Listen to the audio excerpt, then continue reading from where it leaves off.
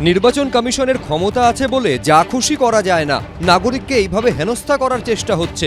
আপনারা নিজের ক্ষমতার অপব্যবহার করছেন। বাইক বিধি নিয়ে বৃহস্পতিবার এই ভাষাতেই নির্বাচন কমিশনকে ভর্ৎসনা করলেন কলকাতা হাইকোর্টের বিচারপতি কৃষ্ণা রাও। বাইক র্যালি নিষিদ্ধ করা ছাড়াও ভোটের দুদিন আগে 21 এপ্রিল মোটর বাইক চলাচলের ক্ষেত্রে বেশ কিছু বিধিনিষেধ জারি করে নির্বাচন কমিশন। সেই নির্দেশকে চ্যালেঞ্জ করে কলকাতা হাইকোর্টে মামলা করেন আইনজীবী ঋতঙ্কর দাস। সেই মামলাতেই এদিন নির্বাচন কমিশনের ভূমিকায় তীব্র ক্ষোভ প্রকাশ করেন বিচারপতি কৃষ্ণা রাও। তিনি বলেন, নির্বাচন কমিশন কেন জরুরি অবস্থা ঘোষণা করছে না? দুদিন আগে থেকে জরুরি অবস্থা ঘোষণা করে ভোট করাক, তাহলে মানতে হবে কর্তৃপক্ষ ব্যর্থ। এভাবে সাধারণ নাগরিকের অধিকার হরণ করা যায় না। আইনজীবীর উদ্দেশ্যে বিচারপতি বলেন, আপনারা কেন নির্বাচন কমিশনকে বোঝাতে পারছেন না? তাহলে গাড়িও বন্ধ করে দিন, তাতেও তো লোকজন বোমা অস্ত্র নিয়ে গিয়ে গোলমাল পাকাতে পারে। আদালতকে দেখান গত 5 বছরে কত বাইকের বিরুদ্ধে এফআইআর হয়েছে, কতগুলি ক্ষেত্রে বাইক বাহিনীর বিরুদ্ধে গোলমাল পাকানোর নজির আছে। আবার বলছি, কর্তৃপক্ষের ব্যর্থতা ঢাকতে এটা করা হচ্ছে। ভর্ৎসনার সুরে কমিশনের উদ্দেশ্যে বিচারপতি আরো বলেন, আপনারা নিজের ক্ষমতার অপব্যবহার করছেন। যেহেতু ভোটের সময় আপনাদের ক্ষমতা বা এখতিয়ার আছে, এটা অন্যায়। অন্য রাজ্যে কোথায় এমন বিজ্ঞপ্তি দিয়েছে দেখান। 24 ঘন্টার জন্য হলেও মানা যায়, এখানে 72 ঘন্টার বেশি। আপনাদের পুলিশ প্রশাসন আছে, সিসিটিভি আছে, তাহলে এগুলোর দরকার কি? সব বন্ধ করে দিন। বিজ্ঞপ্তি দিয়েছেন কিসের ভিত্তিতে? নজির কোথায়? রেফারেন্স দিন। অযৌক্তিকভাবে এতদিন ধরে সবকিছু থামিয়ে রাখার চেষ্টা।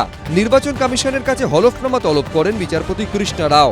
ভোটের জন্য মানুষের রুটি রুজি, ছেলে মেয়েদের পড়াশোনা, তার ক্ষতি করা যায় না। আদালত সেই কথাগুলো গ্রহণ করেছে। মহামান্য আদালত এই যে নির্বাচন কমিশনের নির্দেশিকা, তার উপর স্থগিতাদেশ দিতে যাচ্ছিলেন। আগামীকাল যদি এই সংক্রান্ত সমস্ত তথ্য দিয়ে আদালতকে সন্তুষ্ট করতে না পারেন, এই নির্দেশের ওপর খুব সম্ভবত স্থগিতাদেশ জারি করে দেবে মহামান্য কলকাতা হাইকোর্টের কৃষ্ণা রাওয়ের বেঞ্চ।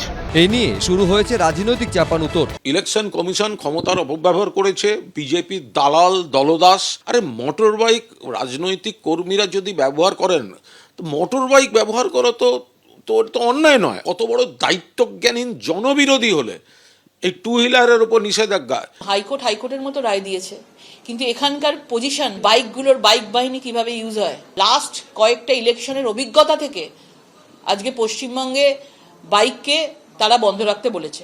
শুক্রবার হলফনামা দিয়ে কলকাতা হাইকোর্টে নির্বাচন কমিশন জানাবে কেন ভোটের 3 দিন আগে থেকে বাইকে এই নিষেধাজ্ঞা জারি করা হলো। একই সঙ্গে বাইক নিয়ে অতীতের কি খারাপ উদাহরণ রয়েছে তাও জানাতে নির্বাচন কমিশনকে নির্দেশ দিয়েছে কলকাতা হাইকোর্ট। সৌভিক মজুমদার, সুমন ঘরাই, দীপক ঘোষ, এবিপি আনন্দ।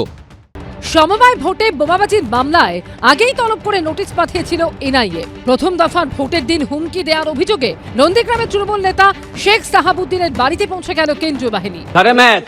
टावर लोकेशन नहीं शो कर रहा है। घर पर दोनों फोन 4 दिन से पड़ा हुआ है। অভিযুক্ত শেখ সাহাবুদ্দিন হলেন নন্দীগ্রাম 1 নম্বর ব্লক তৃণমূলের কোর কমিটির সদস্য এবং কেন্দামারি জলপাই গ্রাম পঞ্চায়েতের প্রাক্তন প্রধান। বর্তমানে তার স্ত্রী মনসুরা বেগম পঞ্চায়েত প্রধান। অভিযোগ, বৃহস্পতিবার ভোট চলাকালীন বুথে বুথে ঘুরে ভোটারদের প্রভাবিত করার চেষ্টা করেন তৃণমূল নেতা শেখ সাহাবুদ্দিন। নন্দীগ্রামের বিজেপি প্রার্থী শুভেন্দু অধিকারীও একটি বুথে গিয়ে কেন্দ্রীয় বাহিনীর কাছে একই অভিযোগ জানান। मर्डर केस का आसामी है, घूम रहा है सब हिंदू बुक में। ये सब नहीं चलेगा, यहाँ नहीं चलेगा। साउथ इनको उठाइए, साउथ इनका उठाइए अभी, चलिए मेरा साथ। এরপর শেখ শাহাবুদ্দিনের বাড়িতে পৌঁছে যায় কেন্দ্রীয় বাহিনী। যদিও পরিবারের দাবি কয়েকদিন ধরেই বাড়িতে নেই তৃণমূল নেতা। गलत काम क्यों करते हैं? उनको बोलिए कि गलत काम ना करें, ठीक है ना? क्यों करते हैं? बोले बूथ नंबर 225 उसमें सबको धमकाया, क्यों कर रहा है बताओ? घर पे नहीं है, घर पे दोनों लड़के नहीं तो खोल देते हम। बता देना, ठीक है ना, कि फोर्स आई थी वो काम ना करे, ठीक है ना? ठीक है, ठीक है। বলে দিবে এটা ওয়ার্নিং থাকলো আর এইরকম কাজ করবেন না, কাউকে ধামকি ধমকি চলবে না। ठीक है, फिर मैं आऊंगा 2 घंटा के बाद। ठीक है, ठीक है। কেন্দামারিতে নিজের বাড়িতে তালা লাগিয়ে উনি মোটরসাইকেল করে ঘুরছিলেন শেখ শাহাবুদ্দিন। একাধিক খুনের মামলায় ওয়ারেন্ট রয়েছে। হয়তো মমতা ব্যানার্জির বাড়িতেই লুকিয়ে থাকতে পারে, কারণ শান্তনু সিনহা বিশ্বাস প্রতীক জৈনের সপরিবারে মমতার বাড়িতেই লুকিয়ে আছে। শুভেন্দু অধিকারী, সিআরপিএফ যারা ভারতবর্ষের নিরাপত্তা পাহারা দেয়, তাদেরকেও এই নন্দীগ্রামের নির্বাচনে, এবারে পশ্চিমবাংলার নির্বাচনে সিআরপিএফ বাহিনীকেও সে তার চাকর বাকর বলে মনে করছে।